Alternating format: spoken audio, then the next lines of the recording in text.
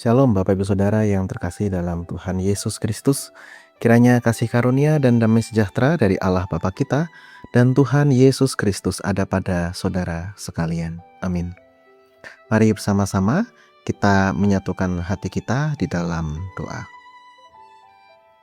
Tuhan Allah Bapa kami yang bertahta dalam kerajaan surga, pada saat ini kami datang kepadamu dan kami bersyukur karena Tuhan senantiasa memelihara kami dengan segala kebaikan dan berkat yang Tuhan limpahkan kepada kami. Hari yang baru pemberian Tuhan ini, kami bersama-sama bersyukur karena tidak hanya hari yang baru, tapi juga Tuhan memberikan pengharapan yang baru bagi kami. Saat ini Tuhan, kami akan membaca dan merenungkan firman-Mu.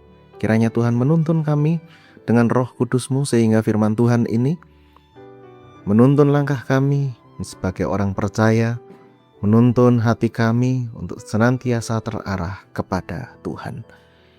Inilah ya Tuhan doa kami, hamba-Mu yang Kupakai untuk mengantarkan firman-Mu pada saat ini. Mari Tuhan memberkati. Dalam nama Yesus kami berdoa. Amin. Bapak Ibu Saudara yang dikasihi Tuhan, pada saat ini firman Tuhan diambil dari Amsal pasal 1 ayat 20 sampai dengan 21. Yang demikian firman Tuhan. Hikmat berseru nyaring di jalan-jalan, di lapangan-lapangan ia memperdengarkan suaranya. Di atas tembok-tembok ia berseru-seru, di depan pintu-pintu gerbang kota ia mengucapkan kata-katanya. Judul perenungan kita pada saat ini adalah Suara Tuhan di Tengah Keramaian.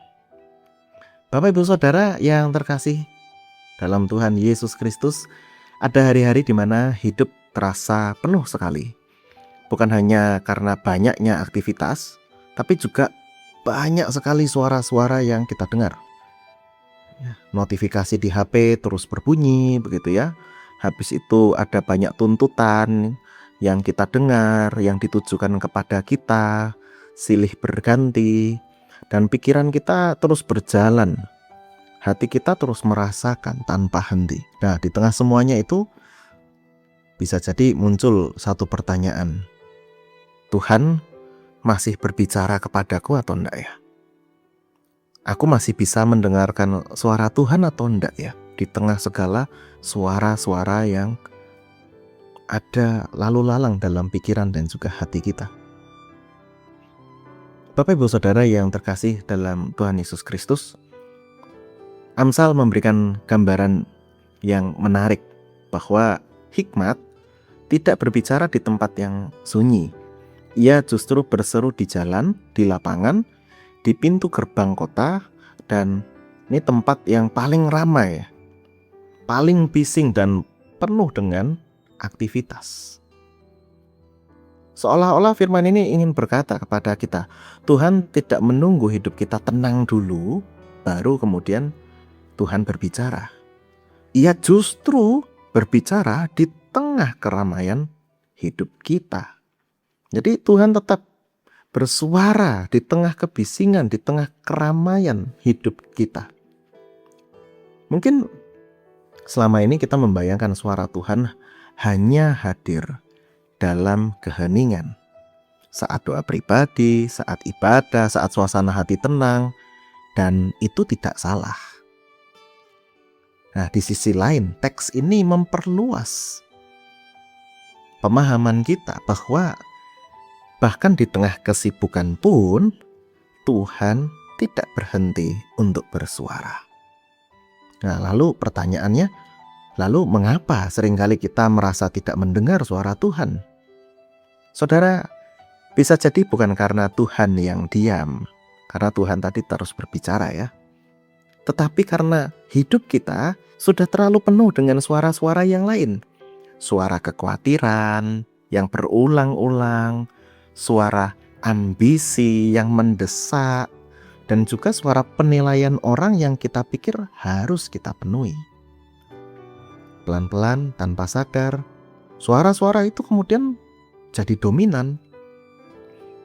Bukan karena Tuhan itu kalah kuat suaranya, begitu ya, tapi karena hati kita lebih terbiasa mendengarkan suara yang lain daripada suara Tuhan. Di titik inilah mendengar bukan lagi soal mencari tempat yang baru, ya. Mendengar Tuhan bukan lagi soal mencari tempat yang baru, tetapi melatih kepekaan hati.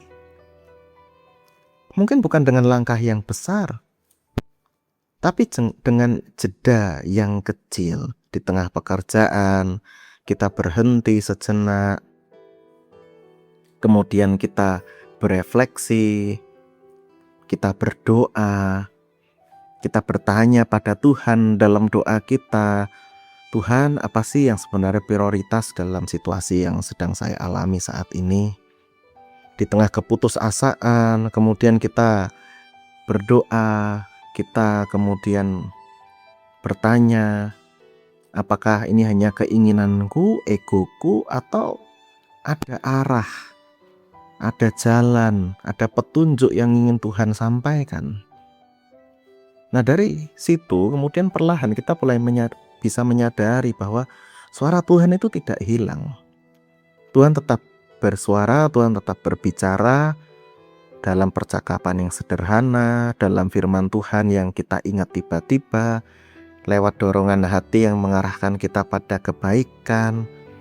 Bukan selalu suara yang keras, tetapi cukup jelas bagi hati yang mau peka. Hari ini mungkin hidup kita tidak langsung menjadi sepi. Kesibukan tetap ada, suara-suara tetap datang, tapi mungkin kita lebih bisa memulai dengan satu perubahan kecil, ya. Jadi bukan menunggu kebisingan itu hilang, tapi belajar mendengar suara Tuhan di tengah-tengah kebisingan, di tengah-tengah keramaian.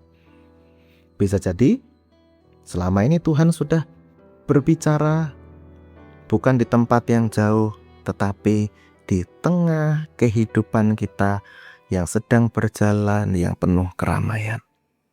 Mari bersama-sama kita membangun kepekaan hati kepada Tuhan untuk mendengarkan suara Dia di tengah keramaian hidup kita.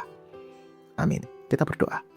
Tuhan, kami bersyukur pada saat ini Tuhan mengingatkan kami kembali bahwa hikmat dari Tuhan itu tetap dinyatakan bagi kami, baik ketika waktu sunyi ataupun waktu sedang ramai.